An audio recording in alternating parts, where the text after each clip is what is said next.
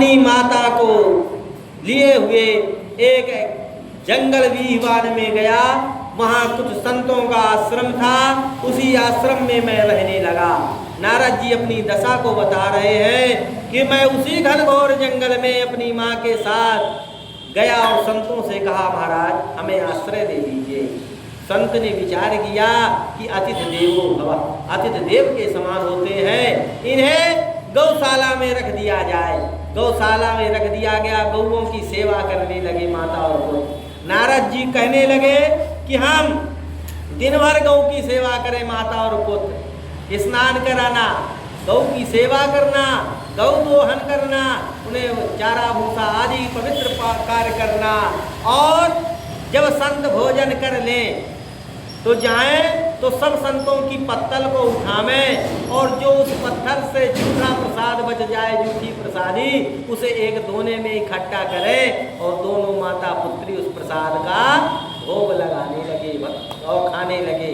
इस प्रकार से हमारे संपूर्ण पुण्य जो है उदय होने लगे और पाप नष्ट होने लगे।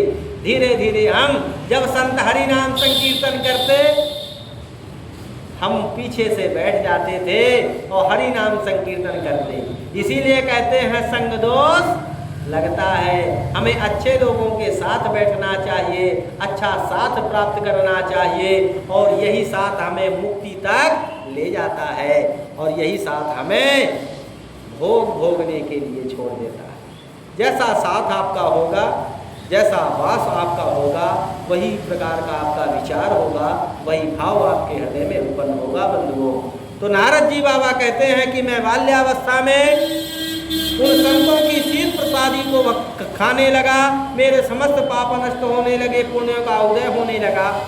एक दिन का जिक्र की ठंडी हवा चली, हवा के झोंके को देख कर मेरी मैया गौशाला की ओर गई। बछड़े छूटे ना हो, गाय छूटी ना हो, बांध दिया जाए, और जैसे गई तो एक सर्प ने मेरी माँ को डस लिया। मेरा सहारा जो माँ का था वो भी संसार को छोड़कर चला गया। अब मैं जाऊं कहाँ? विचार करते हैं नारद जी कि अब मुझे संतों की ही सेवा करनी चाहिए, मेरा जीवन अब इसी पर व्यतीत होना चाहिए। वे संतों की सेवा करने लगे। कुछ दिन बाद संतों ने विचार किया कि अब इस आश्रम का परित्याग करके जाना चाहिए। संत एक जगह नहीं टिकते, संत तो अपना रमे इधर कहीं उधर। संत कुछ दिन बाद बुलाया नारद जी को, कहा बेटा अब हम इस आश्रम का परित्याग करेंगे, तुम क्या करोगे?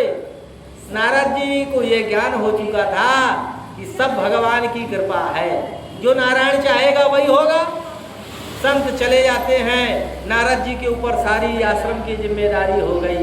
एक दिन नारद जी ने विचार किया कि अब यह आश्रम बहुत बड़ा है, कैसे चलाएंगे? तो समस्त गौओं को, बछड़ों को नारद जी ने मुक्त कर दिया, छोड़ दिया, और परमात्मा की खोज के लिए वीहवान जंगल की ओर चल देते हैं। काफी नारद जी चलते गए, लेकिन उन्हें कहीं भी परमात्मा प्राप्त होने वाला नहीं मिला। एक चट्टान पर बैठ जाते हैं और रुदन करने लगते हैं कि प्रभु आप मुझे दर्शन कब दोगे? मैं लालायत हूँ। तब आकाशवाणी हुई कि नारद इस जन्म में तुम्हें दर्शन होने वाले नहीं है, तुम्हारा दूसरा जन्म नारद के रूप में होगा, तब तुम्हें वह अमूल्य दर्शन प्राप्त होगा। नारद जी ने विचार किया कर्म भूमि है, बिना कर्म किए इस संसार में कुछ प्राप्त होने वाला नहीं है। नारद जी ने अपना वह जन्म श्री हरि नाम संकीर्तन करते हुए व्यतीत किया, और दूसरा जन्म नारद जी का नारद के रूप में हुआ। बोले नारद जी महाराज की। और नारद जी के जन्म से वो हरि नाम संकीर्तन करने लगे, और व्यास जी को कहने लगे, व्यास जी अब आप भी पुराण को रचना कीजिए, जब तक 18वां पुराण आपका रचेगा नहीं, वह भगवान कृष्णचंद्र के युगलार चरण बिंदु के रस का रसास्वादन जब तक आपकी लेखनी नहीं लिखेगी, तब तक उद्धार होने वाला नहीं है। तब वेदव्यास जी ने अपनी कलम से भगवान के इन गुणानुवादों को 18,000 श्लोकों को लिखना शुरू किया।